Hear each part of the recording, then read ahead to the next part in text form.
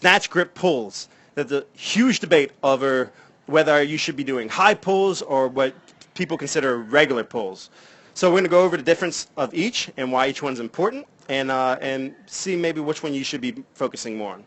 So in order to do a correct high pull, the athlete's going to go through the same positions as he would for a snatch. The back's going to be nice and tight. He's going to come off the ground where his hips and shoulders will rise at the same rate till the bar gets to the knee level here. As the bar passes his knee, the hips come in to where the torso becomes more vertical here as he's still staying flat-footed. He'll finish on his toes with that triple extension, and then he allows for the triple extension to finish and pulling the bar vertically up to his chin, right?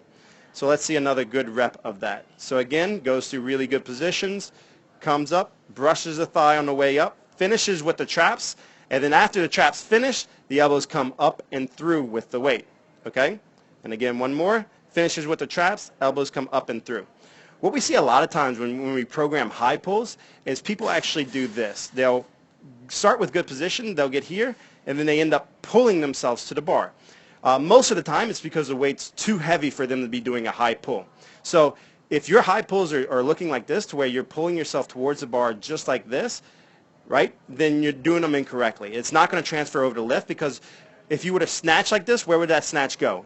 You'd have to jump 2 feet forward to receive the weight. And if you're jumping forward, maybe look into your pulls, because your pulls might not be finishing like they should on the high pull, as we showed in this example here, how the finish is up, vertical, pulling to the chin, up and back, right?